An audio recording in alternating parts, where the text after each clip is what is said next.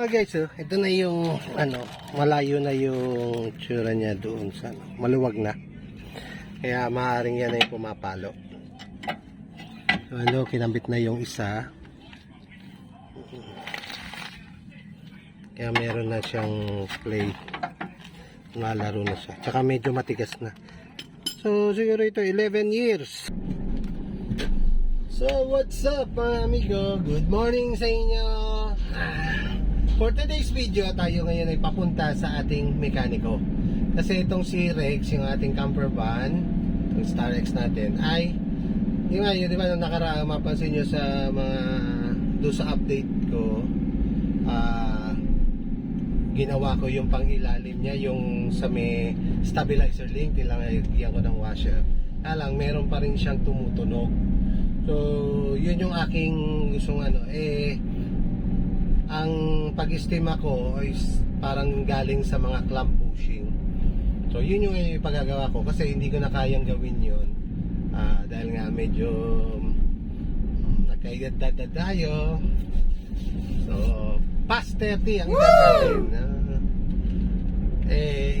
Pagagawa hindi ko na kayang dukutin pa. Tsaka medyo lumaki ng konti. So yun yung pagagawa ko sa mekaniko na trusted ko to, matagal ko ng mekaniko to. Dito talaga ang umihipo dito kay Rex. Then siya rin yung aking chief mechanic nung ako ay meron pang talyer. So ngayon isasabay ko na rin yung pagpapalit ng fuel filter ito. Yan. So yung fuel filter kasi nito, since nung binili ko ito hindi pa napapalitan. So ngayon pa lang siya papalitan. Kaya punta ko kayo doon sa talyer nila. At meron tayong kaibigan doon na nag-aantay din. Ginagawa naman yung CV joint. Kasi siya yung nakakuha nung aking Kia Soul. Yung Kia Soul na nasira yung CV joint. So stay tuned lang kayo mga amigo dyan dito sa ating channel. Then papakita ko sa inyo yung mga gagawin dito kay Rex at kung magkano yung magagastos natin. Stay lang po kayo. Islanders TV PH sa makachill lang biyahe na.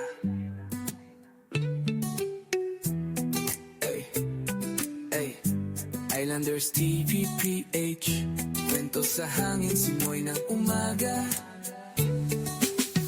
Tumilak na ang araw, bagong lakad, bagong tanaw. Termos ng kape, kamera sa gilid. Road trip na kahit saan, dumiretso't sumilip. Tahimik ang hangin, Islanders ang kasama sa giliw na daan. Islanders TV PH, sa bawat kanto bagong kulay. Sama-sama chill lang sa biyahe, kwento tanawin, puso'y humihinga. Islanders TVPH, sa bawat frame may alaala. Walang iniisip, basta't masaya. Islanders. So na guys, andito na tayo sa talyer. Bagong ligo pa yung aking mekaniko. Aladyo, nakapamada pa. Mukhang bagong ligo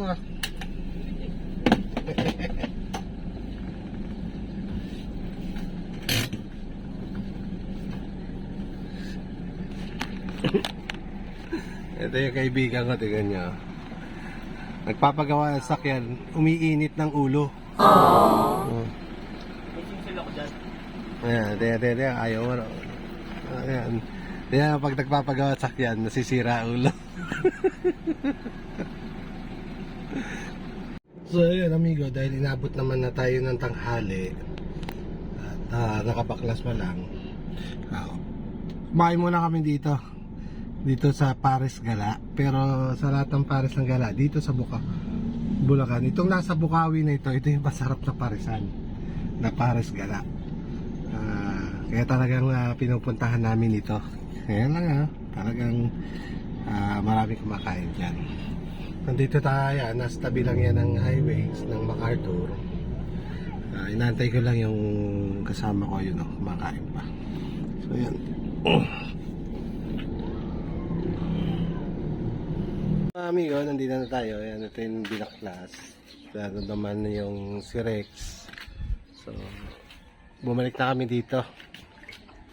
Tantay lang namin, bumili lang ng pyesa yung mekaniko. Bro, pa-check mo na ba yung gulong mo na yun? Parang lumalambot na naman Oh, may ano yan, may maliit na butas yan. Baka yung pito o ano.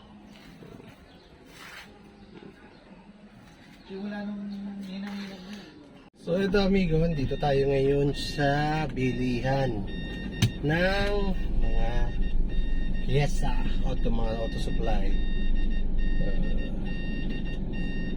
Yung para sa Kia Soul na CB Joy.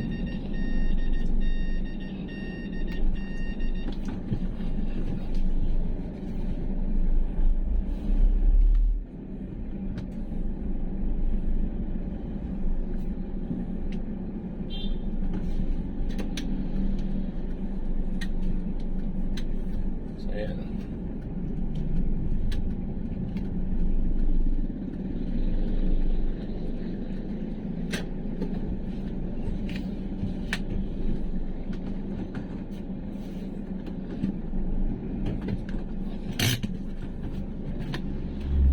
So, ating kaibigan. Okay.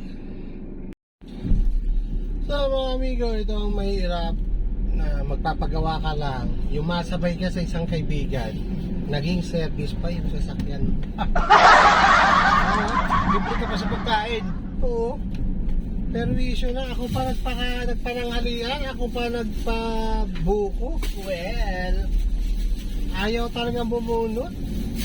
Tapos bibili ng pyesa ng CB Joy, itong kanyang Soul. Sasakyan kong ginamit na service. Talaga naman. Talaga magkaroon ka naman ng kaibigan na anak ko. Ewan. No comment na lang. Well, ganyan talaga pagiging magkaibigan. Sana lang. Sinasabi siya. Para lang daw. Amigo, binabaklas na si Rex. Papalitan yung andyan na yung pyesa ng ating yung rubber bushing natin, yung sa clamp, yung sa stabilizer. Eto, walang pyesa dito sa Bulacan, kaya umorder pa. Inabot ng ulan, ayun. Yung fuel filter daw pinapalitan na. Gaganda na ulit tatak niyan.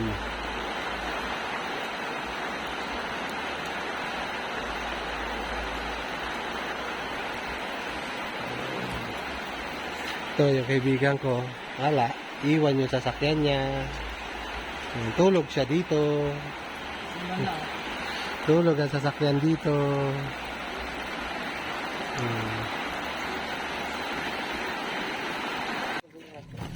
Ngayon sana ito yung mga talaga yung problema yung lumalagotok. Yan lang clamp pushing.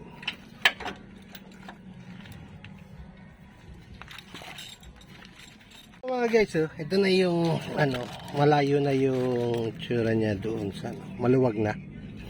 Kaya maaaring yan ay pumapalo. So kinambit na yung isa. Kaya meron na siyang play. Nalaro na siya. Tsaka medyo matigas na.